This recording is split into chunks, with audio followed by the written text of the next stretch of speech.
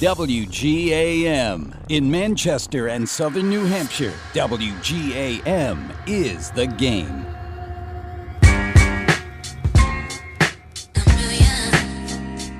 Welcome back, everybody, to the New England Golf Radio Show. We got some new Jay-Z, but some old Jay-Z, but new to the show.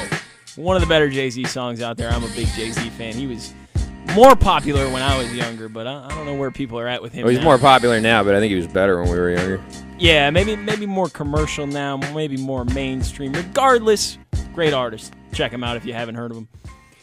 We're back. You haven't heard of Jay-Z? Yeah, there's certainly people out there that haven't heard of Jay-Z. Maybe, yeah, it's true. Maybe listen to the golf This is show. a New England Golf Radio Show. Sure. Everything golf in New England. We got everything, PGA Tour, European Tour. We're going to get into some PGA Tour stuff right now. The Byron Nelson at the TPC Four Seasons in Irving, Texas, is a par 70 course, playing about 100 yards, which you think about a PGA Tour course and you say, that's not that long. However, as we talked about before, the wind down there can be absolutely brutal. It was blowing yesterday 20 to 25 miles an hour, gusting, swirling, and if you play golf in that kind of weather, you're going to find yourself in a lot of trouble unless you take Dan's advice and you learn how to keep the ball down. Shallow swing approach. We want to thank him again for coming on.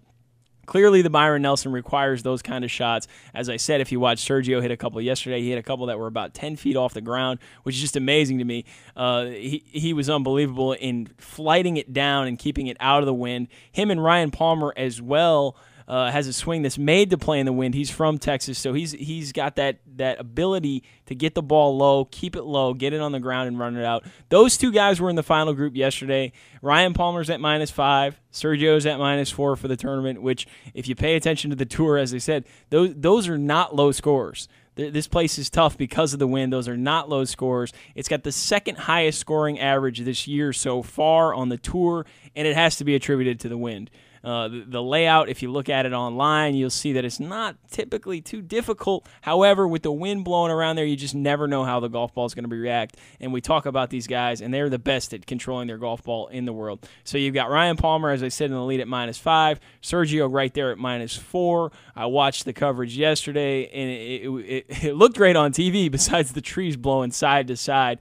And Sergio has been a topic that everybody in the golf world has been talking about because he's sort of emerged as a player again. He's come back. He was a highly touted junior golfer, was competing in PGA Tour or European PGA Tour events at the age of 14. He actually made a couple cuts when he was really, really young over there, had a great amateur career, was touted to be the next guy to challenge Tiger, and if we had $1 for every guy that was out there was supposed to be the next guy to challenge Tiger, then we'd be pretty rich, because there's been a lot of them. But he was a guy that you looked at when he was younger and you said, wow, this guy's got the charisma, he's got the attitude, he's excited about the game. He's a guy that can really give Tiger a run for his money. And the question is Sergio back? Has he come back? He's now in contention here. He's been in contention in a couple tournaments. He seems like he's a little bit more comfortable with himself out there. Is he back, Chris? What do you think? Are we going to see Sergio on the map? Are we going to have to start talking about this guy again on a consistent basis? It is funny that on the same day when we were talking about David Toms and mental toughness, we're also bringing up his Sergio Garcia back, because you want to talk about a guy with mental, I don't know if he has, I don't want to say mental issues, because that sounds like a lot worse than what I mean, but you see how long it takes a guy just to address the ball. You know, I mean, he is in his own head more than any other golfer I've ever seen in my life. And I think when he comes back, when he emerges and kind of pops back up on the scene like this, you wonder if maybe he's done something about that, or if he's the same crazy head case Sergio has always been. You know, it's right, and that's interesting that you talk about the mental side of it. And we've been talking about that a little bit today. Sergio certainly struggled with his putting throughout his career. Yeah, it's just looked uncomfortable, really noticeably uncomfortable with the putter in his hand a lot of the time. Also has been known to blame other people, other things for some of the things that have happened to him. And if you heard me talk about this last week in the course setup at TPC, or 2 weeks ago, the course setup at TPC, I am not a fan of guys who blame the course for their own shortcomings. You know, I understand that sometimes you get in situations where you hit a good shot and it turns out bad. These guys have played so much golf, they need to understand that. And Sergio has been one of those guys, blaming the greens for missing putts, blaming people for yelling at him at the U.S. Open a while back. And he's been one of those guys that really hasn't taken the onus on himself to say, you know what, This is on me. Right now, I think he looks that way. He looks as though he's comfortable with himself. Looks like he's accepting his golf swing for what it is. And I'd love to see Sergio make a comeback. Besides that stuff, I'm a fan of the way he plays the game. I think his swing is unique. It's fun to watch. He's got a lot of charisma when he's in the right mental state. So hopefully Sergio will get back on track here and we'll start talking about him a little bit more. He certainly has a chance to win this tournament today. It'll be interesting to watch these two guys battle it out. I don't think he's going to win. I don't think Ryan Palmer's going to win. I think Gary Woodland, who's in the mix, is going to come through and win just because of the way he bombs it. He's 3 back right now. We'll see what happens today. He's my pick for today for the Byron Nelson. Chris, you got a pick for the Byron Nelson today? Are you taking anybody that you see out there, or are you going to stick with one of the front runners here, Sergio? Or I'll stick front runner with Palmer, I think. I haven't watched much of this, I'll be honest with you, but I feel like with the wind blowing around like it is, whoever has a lead now has the advantage. Certainly, Ryan Palmer is accustomed to playing in Texas. And one thing that's interesting about him, we were also talking about caddies, this week he's not making any of the decisions as far as what club he hits. The caddy is pulling every club. He's not disagreeing with him. He's taking it. He's hitting the shot. Hopefully certainly that's helping him mentally. Hopefully that continues to work for him today. Another interesting story in this tournament is Jordan Spieth, a 17-year-old who missed his high school graduation yesterday to compete in a PGA Tour event. And I would definitely miss my high school graduation. I'd miss all my graduations from every school that I ever graduated from to play in a PGA Tour event. I'd have no issue doing that. I just think he's a great story. He's a guy that we're going to see up and coming in the PGA Tour. He played last year, played really well, tied for 16th, was in the mix coming down the stretch, and they canceled school last year for the entire week. They were in school. They canceled school for the entire week at his school so everybody could come out and watch this kid play in the tournament. That's pretty cool. I think that's great. And this kid, there's no question this kid has no trouble getting a prom date. I can tell you that much. Yeah, probably not. So, HPP Byron Nelson, I got Gary Woodland. Chris is sticking with Ryan Palmer, which is certainly a good pick. And we'll see how that plays out today. Will be interesting in the wind.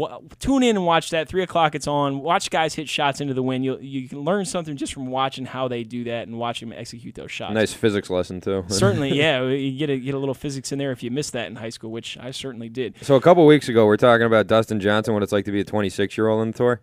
Imagine being a 17-year-old. He's not on tour. He's still an amateur. I want to be clear about that. But he's competing. He's still That's out right. there. And he's got the game. Let's just put it that way. Yeah. He has the game to compete. And I can't imagine where that kid's head is at on a day-to-day basis. And good for him. Hopefully he continues to stay focused, works hard, goes to high school. Hopefully he goes to college and just doesn't decide to turn pro right away and gets that college experience, because I think that's valuable for everybody out there. But we'll see. And watch out for him. Jordan Spieth will be certainly somebody we'll be talking about in the future. Let's real quickly talk about the BMW at the Wentworth. It's in England. It's the European Tour's flagship event. Luke Donald and Matteo Manassero are actually battling it out right now. We got it live on Golf Channel. If you want to tune into that after the show's over, you can check them out. I'm not exactly sure where they're positioned right now. They were tied at the beginning of the round. I think Donald has a slight lead. Lee Westwood is in the mix. He's at -2 or 3 right around now, and he's got a chance to win, as we know, the world #1. And the question is, real quick, Chris, I think this is interesting. In America, we think that the PGA Tour is the best. But if you look at the world golf rankings, 7 out of the top 10 in the world are Europeans. They're playing in this event in Europe. Why do we think our tour is the best when they've got 7 out of the top 10 in the world golf rankings? Because we're arrogant. You want me to be honest there? I mean, that's why. Yes, I do. We want honesty on the show. That's something we strive for because we're arrogant. I'm not sure what it is. I think it has something to do with the way the media covers the tour, the way that people look at the tour. Maybe PGA Tour events top to bottom are better than European Tour events. You know, if you take the last guy, that's a good point. The last guy that makes the cut and you put him against the last guy that makes the cut in the European Tour event, that might be a matchup that the American side would win or the PGA Tour would win on a consistent basis.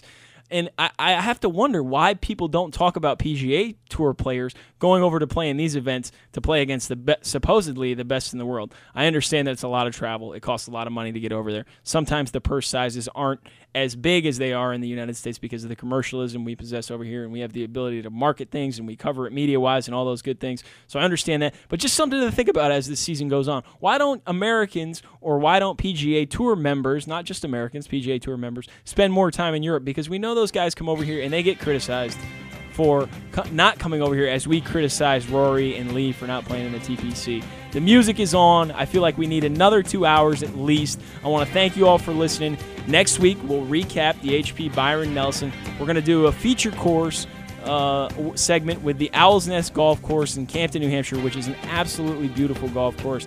If you haven't had a chance to get up there, I'll talk to you about it. You can hear about it. Hopefully we can give away a few free rounds up there, so some of you will have an opportunity to go up there and play.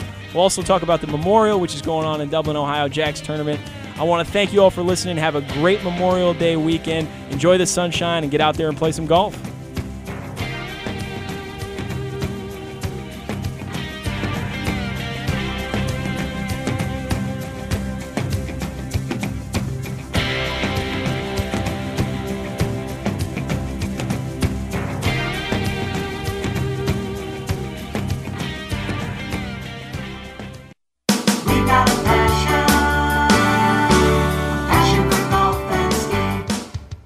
Make the most of this golf season. Swing by Golf and Ski Warehouse and choose from a